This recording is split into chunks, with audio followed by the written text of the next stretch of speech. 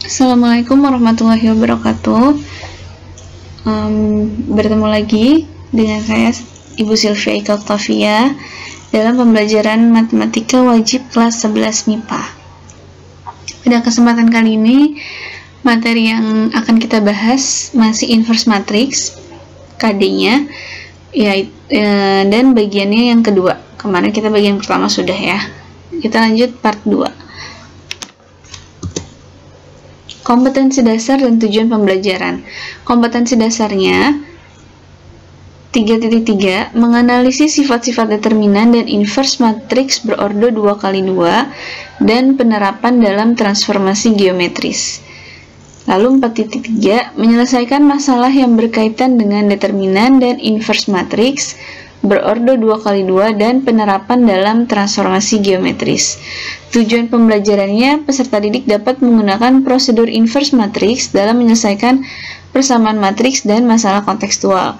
Lalu yang kedua, peserta didik dapat menerapkan matriks dalam transformasi geometris.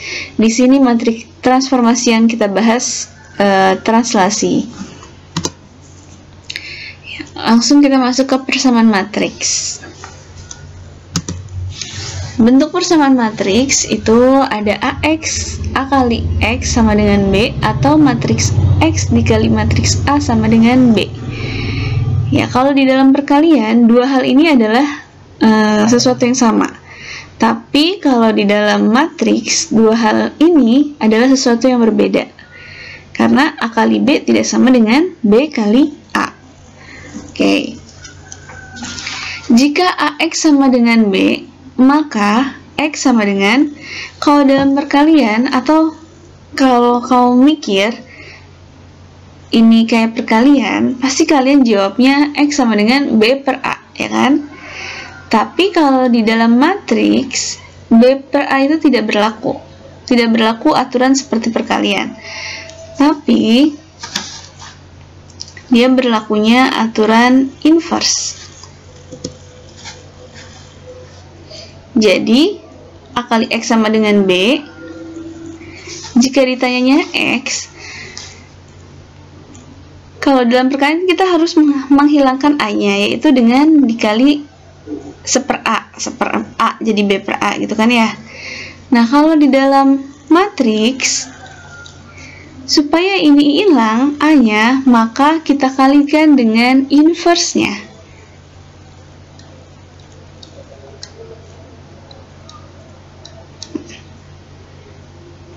Sebelumnya pernah tuh kita bahas A inverse dikali A itu adalah hasilnya I, identitas. Identitas dikali X itu hasilnya adalah si X. Sama ibaratnya kalau 1 dikali 6 hasilnya 6, 1 dikali 7 hasilnya 7. Jadi identitas ini tidak merubah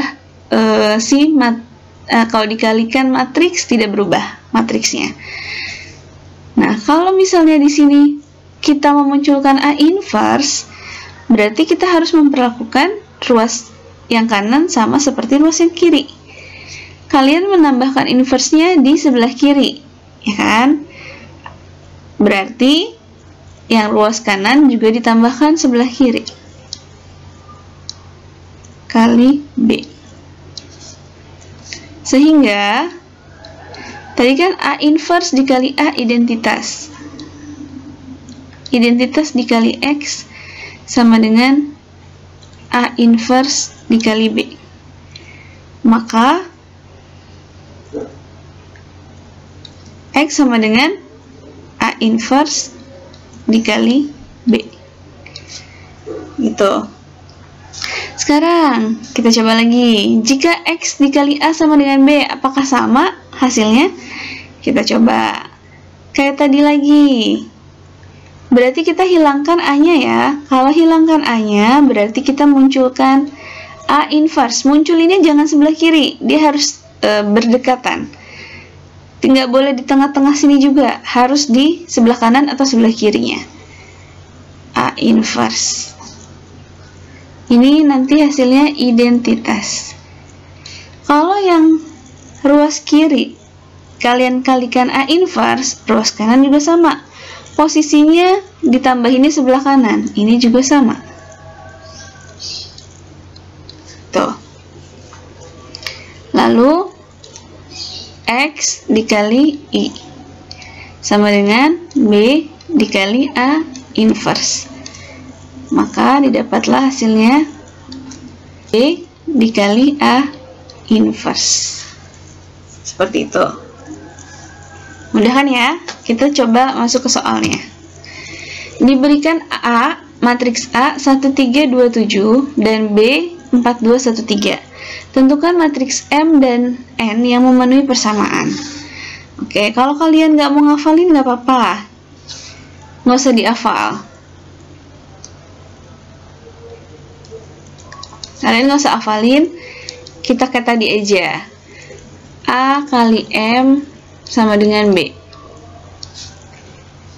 Kalian hafalin prosesnya aja. Mau cari M, ya kan? Berarti ngilangin A ya, kita munculin.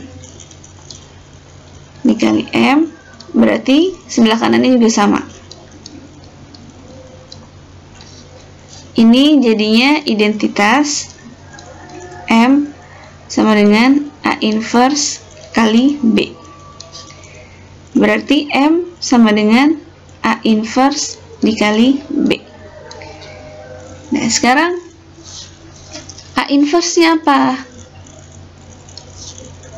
M sama dengan, nih, rumus A inverse 1 per determinannya berapa nih?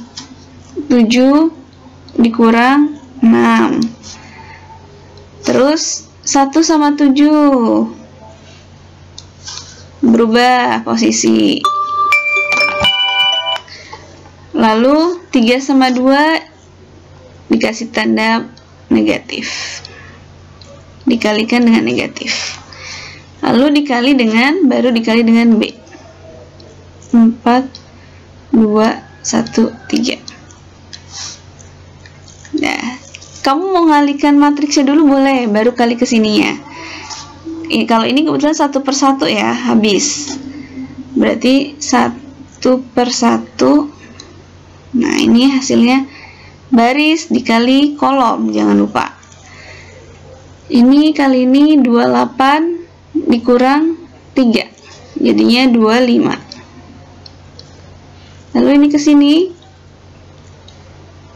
14 dikurang 9, berarti 5. Lalu ini ke sini min 8 ditambah 1, min 7.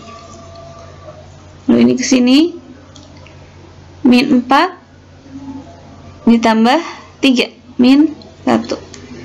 Maka matriks M hasilnya 25, 5, min 7, min 1. Tuh. Jadi nggak usah ngafalin ya. Tanpa perlu dihafal, yang penting tahu prosesnya, kalian bisa mengerjakannya. Oke, lanjut kita cari yang N.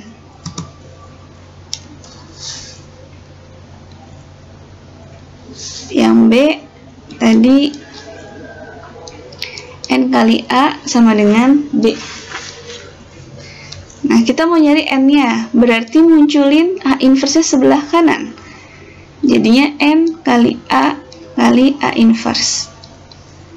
Berarti yang B juga sama, dikali A inverse. Ini jadinya N dikali I sama dengan B dikali A inverse.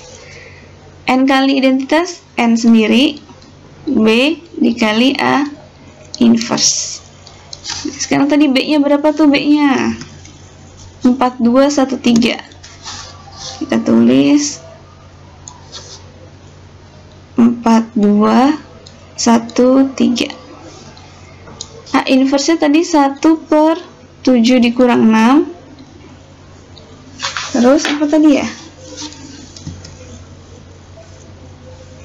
7 min 3 min 2 1.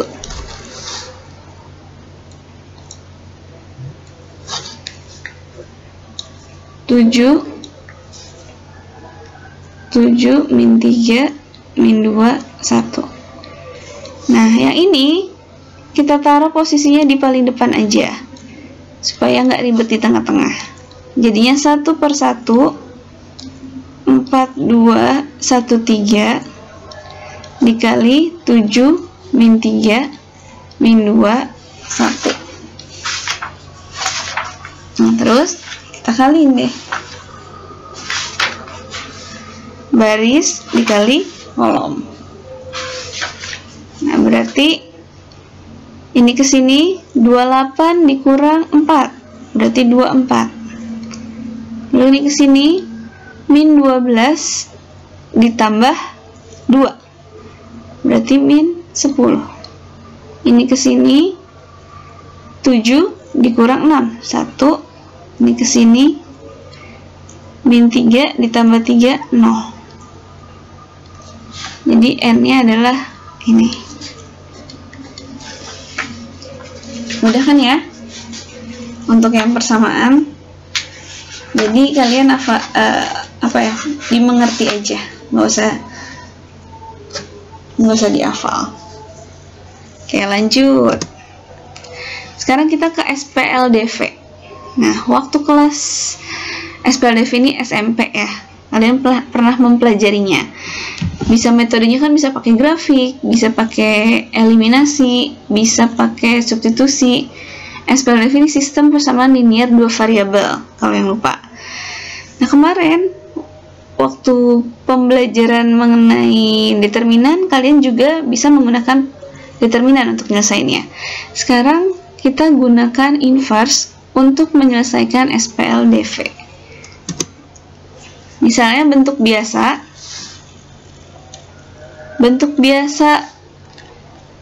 SPLDV kan AX plus BY sama dengan P, CX plus DY sama dengan Q, ya kan? Sekarang kita mau bentuk matriksnya. Berarti kalau kita bentuk matriksnya, ini kan ada A, B, C, D. Ini kita tulis di sini A, B, C, D. Nah, lalu supaya jadi AX plus BY, berarti ini A dikali X ditambah B dikali Y. Kalau kita kali, hasilnya adalah ini, AX plus BY, ya kan? Yang bawah juga sama, CX plus DY. Sama dengan PQ-nya kita buat jadi matriks. Nah, jadi langkah pertama sisi SPLDV kita ubah dulu jadi bentuk matriks seperti ini. Oke, deh ya. Coba kita langsung ke contoh soalnya. Nah, tentukan nilai X dan Y yang memenuhi persamaan berikut. Berarti kita bentuk dulu nih matriksnya. 3, 5, 7, 2. Ini XY sama dengan 13, 11. Nah, gimana cara nyelesainnya? Kita gunakan persamaan. Ini misalnya A. Ini misalnya B. Ini misalnya C. Yang mau kita cari adalah yang B. Berarti kita harus hilangin A-nya kan?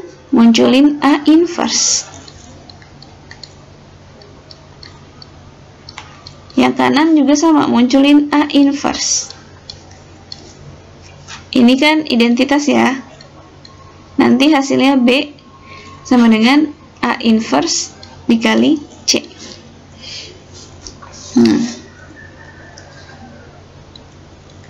B kita tulis X, Y sama dengan A inverse, ini kan ya, 1 per determinannya berapa tuh? 6 min 3, 5.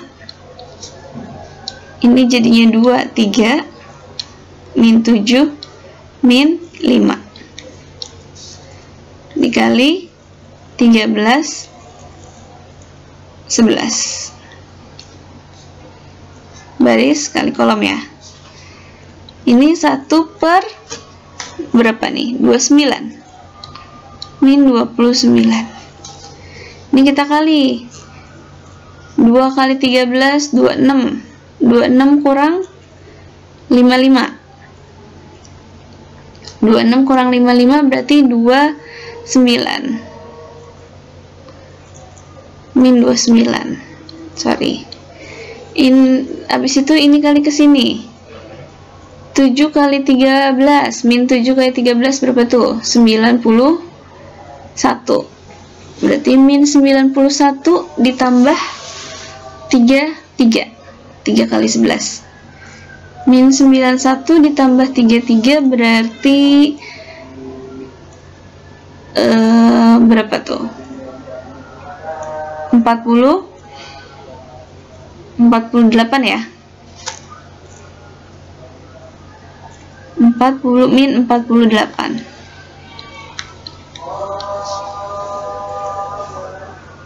Sorry, 58.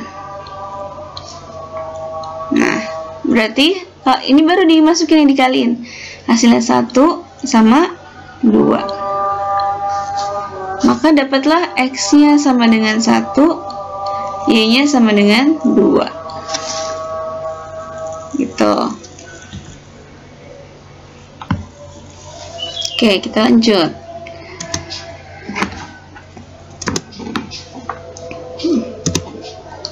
Ya, berikutnya kita akan menerapkan matriks di dalam transformasi geometri. Transformasi yang kita bahas di sini adalah pergeseran, ya, atau translasi. Nah, kita simak dulu ya ceritanya. Stupa di Candi Borobudur. Candi Borobudur terdiri dari 3 bagian, yaitu Kamadatu, Rupadatu, dan Arupadatu. Pada bagian Arupadatu terdapat 72 stupa yang berukuran sama dan 1 stupa induk yang paling besar. Stupa-stupa kecil disusun menjadi 3 tingkatan dan berdekatan satu sama lain. Saat melakukan pemugaran, stupa-stupa tersebut digeser-geser untuk keperluan perbaikan. Untuk membantu proses perbaikan tersebut, jawablah pertanyaan berikut. Ya, ini adalah gambar stupa di Candi Borobudur. Ya, di dalam gambar tersebut ada penomoran kan ya, 1, 2, 3, 4.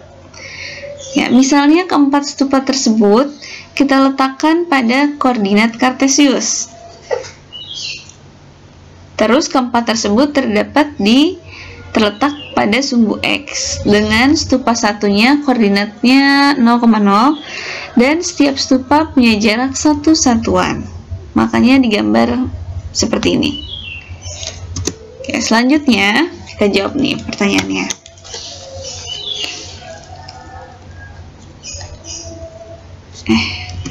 Dari gambar tadi, dari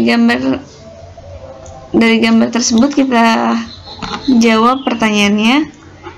Yang pertama, berapa koordinat stupa 2, stupa 3, dan stupa 4? Stupa 2 berarti di situ berapa tuh? 1,0. Stupa 3 2,0. Stupa 4 3,0. Nah, jika stupa 3 digeser ke kiri, berarti arah sumbu X negatif sejauh 2 satuan. Di manakah posisi stupa 3 setelah digeser? Di 0,0. Ya, pindah ya. 1, 2. Lalu, apakah stupa 3 berhimpit dengan stupa lain? Ya, berhimpit dengan stupa 1. Lalu yang ketiga, jika stupa 3 digeser ke kanan, ini digeser ke kanan 2 satuan. Nah, di mana posisi stupa 3? Di berapa tuh koordinatnya? 4,0. Apakah stupa 3 berhimpit? Jawabannya tidak. Lalu stupa 4, ini digeser ke atas, berarti Y positif sejauh 1 satuan. digeser ke sini. Di manakah posisi stupa 4? Berarti stupa 4 posisinya jadi di sini kan ya. Berapa tuh? 3,1. Apakah stupa 4 berhimpit? Tidak. Lalu yang kelima, jika stupa 4 digeser ke bawah satu satuan, di manakah posisinya? 3,-1. Apakah berhimpit juga? Tidak. Lalu yang keenam, jika stupa 2 digeser ini sehingga menempati koordinat stupa 4, geser, dia pindah ke sini, maka ke arah mana stupa harus digeser? Ke arah kanan. Kita tulis ke arah kanan atau X positif. Berapa banyak pergeserannya? Berapa tuh? 2. Sejauh 2 satuan.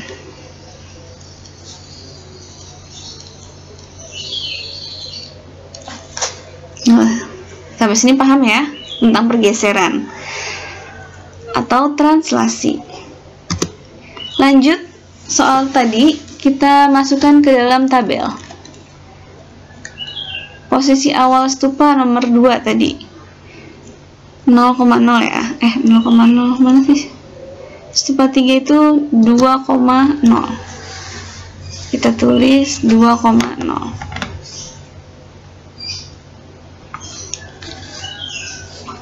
Ini 2,0. Terus ini tadi juga sama ya, 2,0. Ini tadi stupa 4 3,0. Ini juga sama 3,0. Terus yang terakhir tadi stupa 2 ya. Stupa 2 1,0. Nah, yang pertama tadi kita geser ke kiri. Stupanya 2. Posisi akhirnya jadi 0,0, ya kan? Gitu. Nomor 3 tadi gesernya ke kanan 2. Yang lainnya nggak digeser. Maka posisi akhir si stupa jadinya 4,0 ya.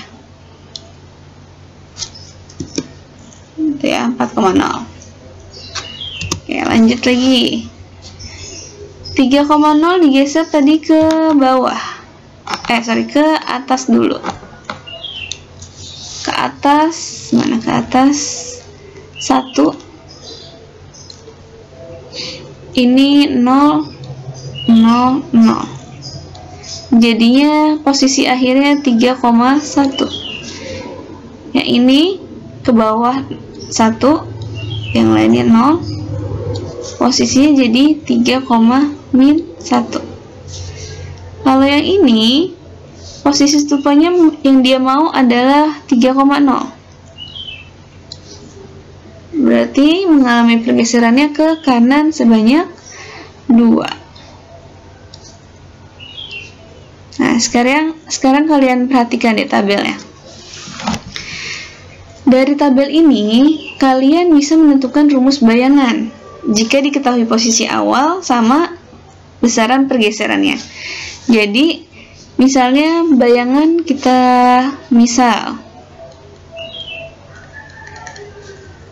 bayangannya kita tulis X aksen, Y aksen. Titik awal X, Y. Nah, sekarang berarti X1 aja ya. Ini berarti X1 aksen.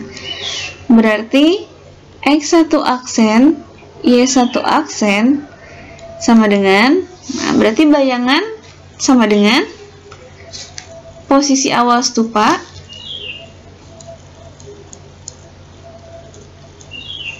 Diapain nih biar dapat 0,0? Pergeserannya ke kiri. Kalau ke kiri berarti positif negatif? Negatif. Yang negatif adalah si X-nya. Berarti ini min 2. Ini kan ke bawah, yang ke bawah ke atasnya 0, berarti kita tulis 0. Nah, supaya menghasilkan 0,0 berarti di sini tandanya diapain nih? Ditambah. Jadi kesimpulannya, atau gini deh, kita ulang. Bayangan dulu ya.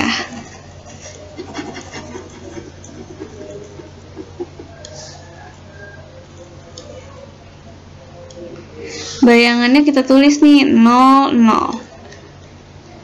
Yang awalnya 2, 0.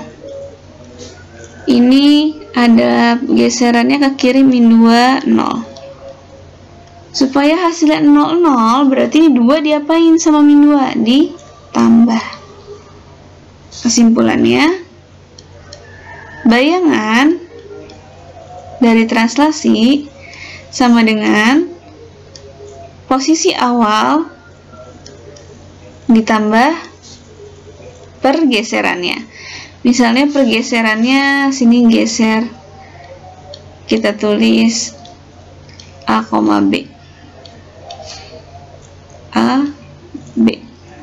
Maka didapatlah rumus yang ini. Ya. Jadi kita selalu pakai rumus yang ini nanti. Nah, sekarang perhatikan 3 gambar ini. Yang di persegi sama segitiga. Apakah bayangan tersebut memiliki bentuk yang sama? Ya, kalau dilihat sama ya. Apakah suatu bangun yang ditranslasi mengalami perubahan ukuran? Ini digeser nih. Ini misalnya yang ini digeser ke sini. Apakah ukurannya beda? Ini digeser ke sini. Stupa yang ini juga digeser. Ukurannya tetap sama ya. Apakah suatu bangunan ditranslasikan mengalami perubahan posisi? Ya, karena dari sini pindah ke sini. Berarti ada pergerakan atau perubahan posisi. Nah, dari kegiatan tadi tentang konsep dan sifat translasi, apa yang dapat kamu simpulkan mengenai pengertian dan sifat-sifat translasi? Ini nanti kalian jawab di buku kalian masing-masing ya. Kita masuk ke contoh soalnya. Jika titik 2,3 ditranslasikan oleh AB menghasilkan 3,7, tentukan hasil translasi dari titik min 3,2. Translasinya AB ya. Sekarang kita cari, berarti langkah pertama adalah cari AB-nya. Tadi apa? Bayangan sama dengan titik awal ditambah dengan pergeserannya. Kita harus tahu dulu nih pergeseran ini berapa. Nah, kita kan mau tahu nih pergeserannya, berarti kita masukin dulu. Bayangannya kan 3, 7. Titik awalnya 2, 3. Digeser sebanyak AB. Maka AB sama dengan, tinggal kita pindahin, jadinya 1, 4. Ketemulah AB-nya 1, 4. Sekarang kalau ada titik min 3,2 digeser sebanyak AB, A, B, maka bayangannya di mana? Gitu. Maka hasil translasinya di mana? Berarti bayangannya titik yang kedua sama dengan titik awalnya di sini min 3, 2 ditambah dengan pergeserannya berapa tuh? 1, 4. Maka hasilnya adalah min 2, 6. Jadi titiknya adalah min 2,6. Mudah kan ya? Sekarang bayangan nih. Bayangan garis. Tadi kan kita tidak menyinggung bayangan sama sekali nih. Tapi kita coba mengenai bayangan garis atau kurva. Bisa kurva, bisa garis, sama aja. Oke. Langkah pertama, misal saya ajarin dari ininya dulu ya, konsepnya dulu. Kalau misalnya garis ini kita gambar, ini sketsa aja ya. X-nya 0, Y-nya 2, Y-nya 0, X-nya 4. Di garis. Nah, ini ada garis, misalnya garis A. Kita mau cari bayangannya dia nih, A aksen. A ini digeser sejauh min 2, berarti ke kiri. Ke kirinya 2, ke atasnya 3, min 2,3. Nah, gimana cara nyarinya? Cara nyarinya adalah kita ambil titik di garis ini, misalnya di sini ya. Kan nggak tahu nih titiknya berapa. Kita misalin X1, Y1. Tuh. Ya, berarti kalau kita punya titik, misalnya ini titik A. A-nya X1, Y1 berarti A aksen sama dengan X1 aksen, Y1 aksen. Itu kan ya? Jadi ceritanya kita ambil titik di garis yang mau kita cari bayangannya. Dan setelah itu sama kayak tadi. X1 aksen, Y1 aksen sama dengan X1, Y1 ditambah dengan pergeserannya berapa? Min 2, 3. Maka didapatlah X1 aksennya X1 dikurang 2, Y1 aksennya Y1 plus 3. Ya. Nah, kita kan mau cari,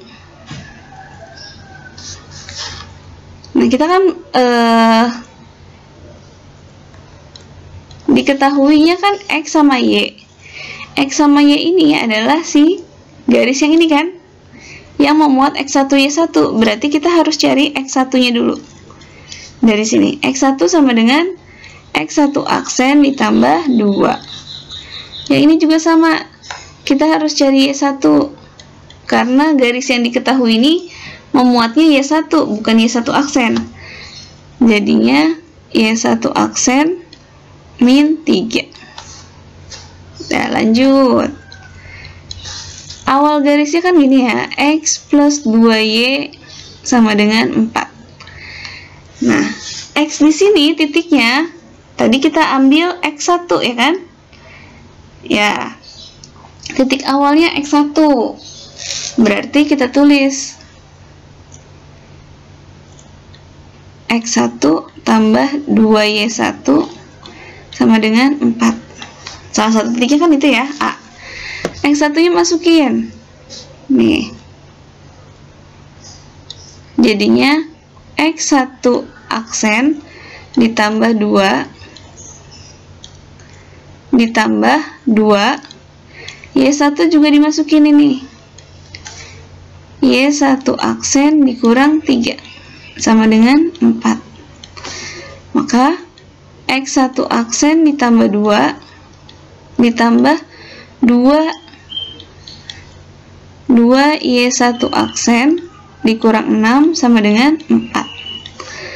Jadi X1 aksen ditambah 2Y1 aksen sama dengan 4. Ini berapa nih? Min 2 plus 6. Itu ya. Berarti X1 aksen ditambah 2Y1 aksen sama dengan 8. Nah, berarti kesimpulannya kita dapat nih. Kalau aksen menandakan dia bayangannya ya, berarti X1 aksen bayangannya adalah X1 aksen ditambah 2Y1 aksen sama dengan 8. Atau ini kan contoh titik A aksennya ya. Kita balikin lagi ke garisnya, rumus garis X plus 2Y sama dengan 8. Karena tadi X1 aksen ini adalah sebuah titik si A aksen. Kita balikin lagi ke asalnya, X plus 2Y sama dengan 8. Jadi ini adalah bayangan garisnya. Langkahnya sama kan ya, mirip, tapi cuma ada pensubstitusian ke garis yang diketahui. Tuh. Sampai sini sekian dulu penjelasan mengenai tadi persamaan matriks, SPLDV, dan penerapannya di transformasi geometri mengenai translasi. Pertemuan berikutnya kita masih penerapan dalam transformasi, tapi transformasinya bentuk lain. Ada refleksi, rotasi, itu nanti akan kita pelajari. Oke, sekian materi yang saya sampaikan pada kali ini. Kurang lebihnya saya mohon maaf. Assalamualaikum warahmatullahi wabarakatuh.